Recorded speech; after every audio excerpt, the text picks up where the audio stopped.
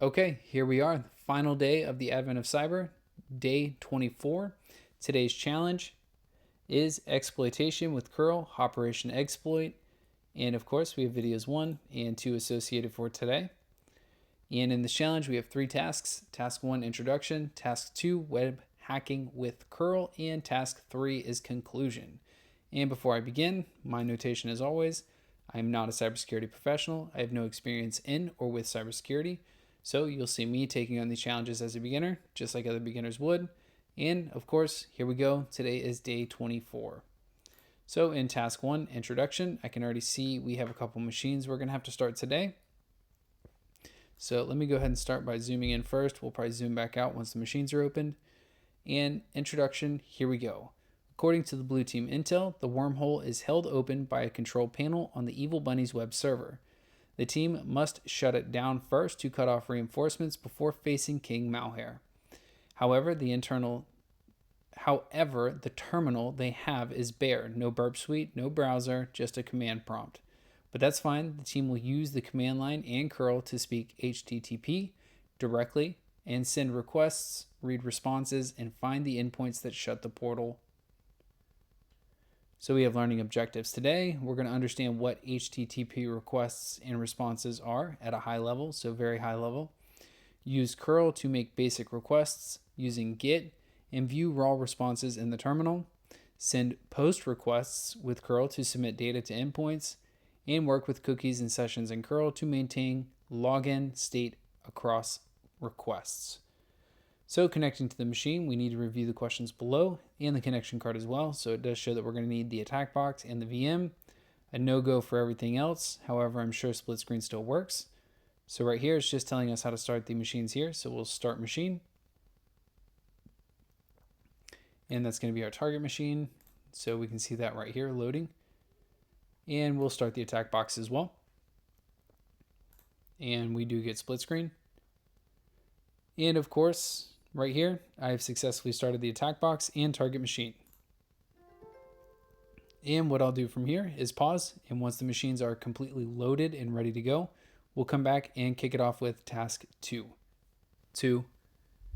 Okay, here we are. Task 2, web hacking using cURL, and we can see our target machine is fully loaded. Our attack box is fully loaded as well, and we can see that over here. So HTTP requests using cURL. Applications like our browsers communicate with servers using HTTP, Hypertext Transfer Protocol.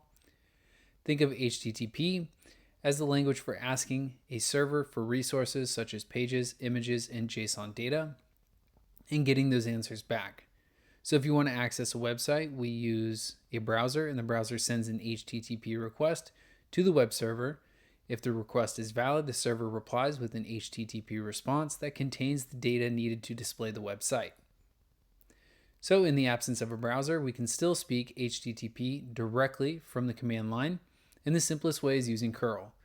cURL is a command line tool for crafting HTTP requests and viewing raw responses. It's ideal when you need precision or when GUI tools aren't available. So once we have the attack box opened up, let's open up a command line terminal. So we're going to open this, and we're going to run this first command here. So we're going to just do a cURL against the IP. And welcome to cURL practice server. Try sending a post request to post.php. Okay. So what happens after running the command is that cURL sends an HTTP GET request for the site's home page. An HTTP response is received containing the body, which is then printed in the terminal. Because this is a terminal, instead of rendering the web page, what you'll see is the text representation of the page in HTML. That makes sense? So sending post requests. Suppose you found a login form whose post target is /post.php. When you log in through a browser, it sends a post request to the server containing the credentials we've entered. So we can simulate this directly from the terminal. So a normal login form submission might look something like, and this here. So curl -x post-d followed by the data of username user, password is user, and to the previous URL /PHP, and enter. So invalid credentials, which yes, that's what we're supposed to get the reply as, invalid credentials. Let's learn a little bit more what's happening. -x post tells curl to use the post method. -d defines the data that we're sending into the body of the request, which makes sense, the username and password. And the data will be sent in URL encoded format, which is the same as the HTML forms use. So if the application expects additional fields like a login button or CSRF token, they can be included as well. So we can do same format as before, followed by and submit equal login. So we'll go ahead and copy all that, paste in here, run that again. And we did see invalid credentials as well. So to view exactly what the server returns, we can run the -I flag. Did I run it any differently? Submit equals login. Yes. So let's run this one now. And copy. So to view exactly what the server returns, including headers and potential redirects, add a -I flag. So let's go ahead and paste that in there. And we see the -I at the beginning. And we can see a full view here, HTTP, 200 status, date and time, server is an Apache server, content length 21, content type, text, HTML, and char set UTF-8, invalid credentials. The site responds with a set cookie header, which we did not get.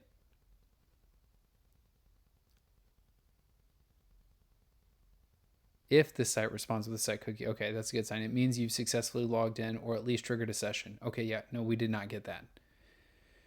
All right, so once you log in, web applications use cookies to keep your session active. When you make another request with your browser, the cookies get sent automatically, but with curl, you need to handle it yourself.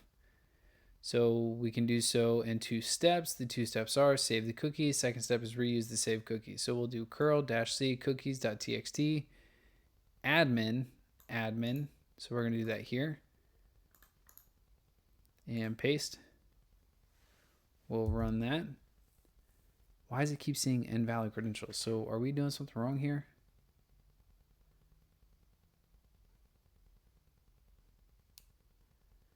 You'll often see a session. We are not getting anything like that.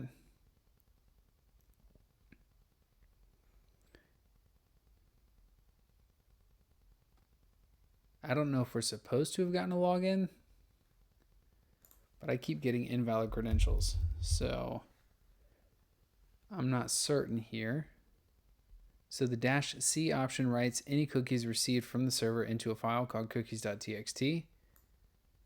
Okay, we can see that here. And you'll often see a session cookie like PHP sessid XYZ123, just an example there. Step 2 would be reuse the saved cookies.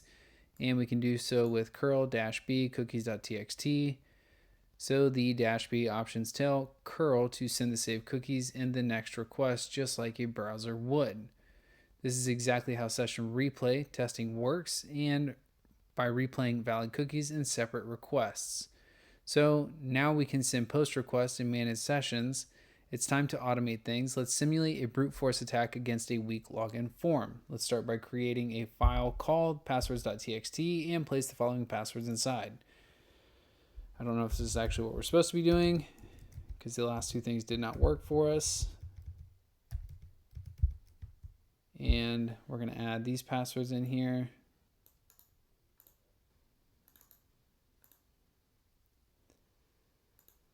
Let's kick out that dead space.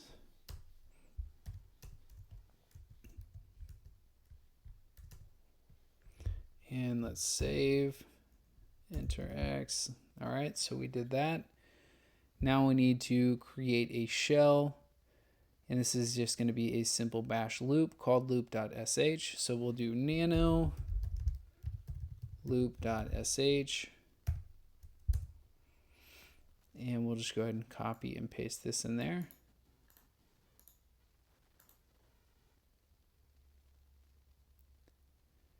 So for pass in, we have a variable here of cat passwords. Do echo trying passwords.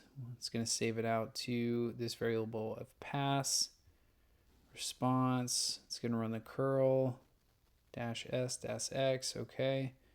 So then add the execute permission to the script. So let's go ahead and save this.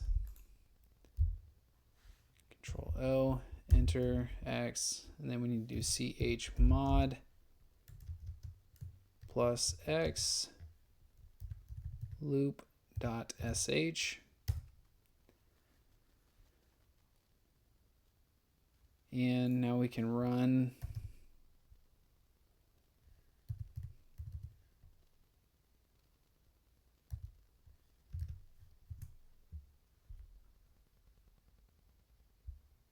password found. So secret pass was the only one that was found. So we'll copy this,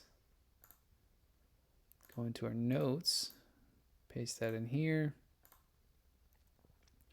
So here's how this works. We see the variable of cat passwords.txt, which will read each password from the file. curl-s sends the login request silently, no progress meter. And the response is stored in a variable. And then we grep that out. So grep-q checks if the response contains success string like welcome. When found, it'll print the working password and exit the loop. So we can kind of see that breakdown here of running and reading through those passwords. It'll echo out to us that it's trying the password, followed by the password it tried. It'll give us a response. If we get a response, it'll go here. So that's what we have here. And then it'll echo back, password found, provided with the password that was found used. Okay. So the exact method underpins tools like Hydra, Burp Intruder, and wfuzz. By doing it manually, you understand what's happening under the hood. A repetitive HTTP post with variable data waiting for a different response. Some applications block curl by checking the user agent header. For example, the server may reject requests with user-agent and then curl /7 dot whatever. To specify a custom user agent, we can use the -a flag. So to confirm check, I just feel like it doesn't matter. Like nothing worked when I did it. And then to confirm check, we can run a curl-i against the IP, and then an I-a internal computer. This will first tells the second succeeds, or if the first fails, the second succeeds. The UA check is working, and you've bypassed it by spoofing. Okay, let's just scroll past this because this is just a bonus mission. So it even says this section is optional and applies only to the final bonus question. The instructions to this section do not apply to the regular questions. Feel free to skip and proceed with the regular questions if you do not intend to attempt, which I don't because it seems like nothing was working or it wasn't explainable enough for me to understand. So we're going to just move on from there. All right, what are we going to do here? So this is the bonus question. We'll just go ahead and mark that complete. Make a post request to the /post.php endpoint with the username of admin and password name of admin. What is the flag you receive? So let's scroll back up here. And I guess let's do this. Let's open up new terminal. Let's run this one.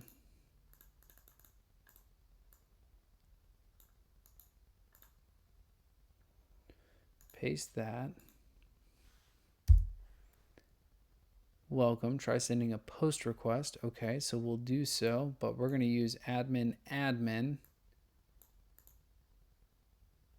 And I want one that provides the most information here. So we're going to copy, put this in here, and then we'll change this to admin, password of admin. Close this, paste that. Give me something. Nice. And we do get our flag here. So THM, curl post success. I just wanted the one with the most information just in case it didn't work. But it looks like everything worked. So that's good news there. So let's go ahead and drop this in here. So make a request to the /cookie.php endpoint with the username of admin, password of admin. Okay, so we did cookies here. Wait, right here. So what we want to do is copy this.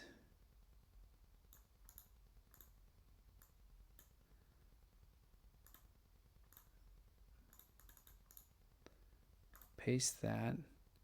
Dash cookies, dash D, username admin, password admin. Okay. Let's paste that and see what we get.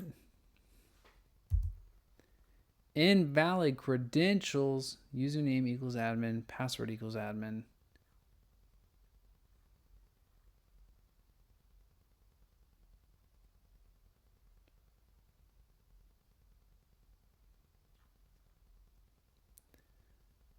Oh, I did it to the wrong section. That went to session PHP. Okay, that's cool. So we were trying to go to cookie.php. All good. We'll try that again. Login successful, cookie set. Nice. So now we want to reuse that cookie. So we're going to go back and copy the next one.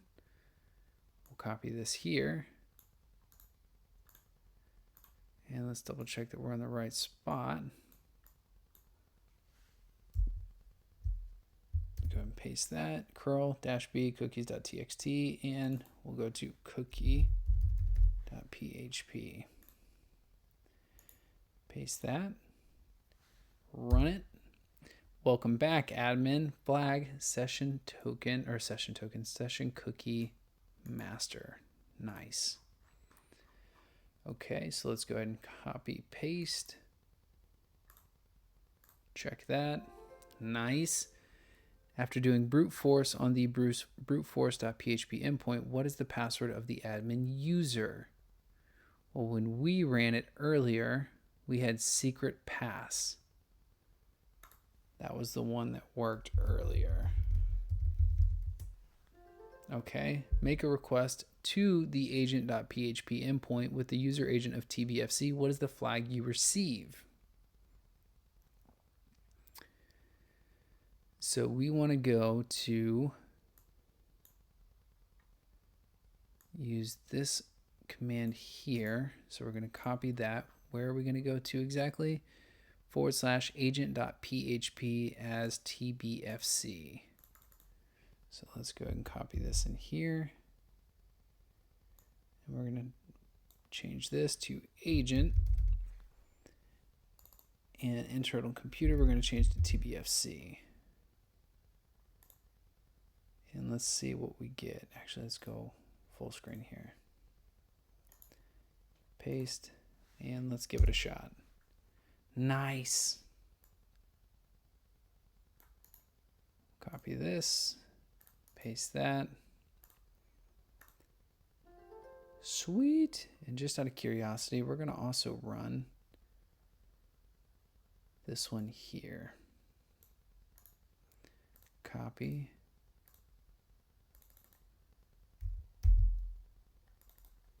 tbfc, and we'll change this to agent. Close up that clipboard, paste, and we still got our flag, which is nice. Okay, I just wanted to see what was different there. All right, awesome. So it looks like we have completed task 2. I'll pause it here and we'll come back and finish up task 3. Okay, here we are, task 3. Conclusion, the final battle commences. Now, with the wormhole closed, King Malheur no longer had access to his reinforcements. McSkitty looked to her fellow Wareville town members. The king would only be vulnerable for just a moment. The time to strike was now. Charge! McSkitty exclaimed. McSkitty and the townspeople of Wareville began unloading a barrage of snowballs on the King's Bunny Battalion. They quickly returned fire with egg projectiles, and the skyline became a blur of snowballs and eggs. And McSkitty used this moment of chaos to sneak into the king's throne room. Just as McSkitty was about to gain entry, a voice stopped her. "Not so fast," giggled Sir Carrotbane.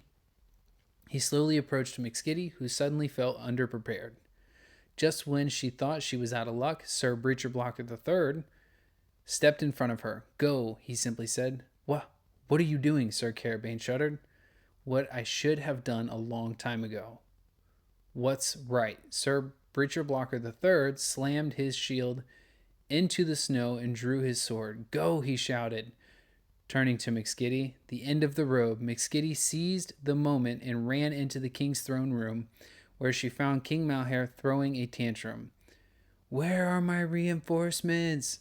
"They're not coming, Malhair," McSkitty affirmed. "It's over. Wereville is ours. Now let's see how you like being captive." As she shouted, 2 Wereville town members sprang a cage on the king. It was over. "Thanks in large part to your efforts, McSkitty has been freed and King Malhair had finally been stopped. Wereville was safe once again. The king was dethroned and sent to Hopsec prison, along with his co-conspirator, Sir Carrotbane. Sir Breacher Blocker III was pardoned for his part in stopping the king's tyrannical plan and later became King Breacher Blocker, or Breach Blocker. Congratulations on finishing the advent of cyber and saving the day.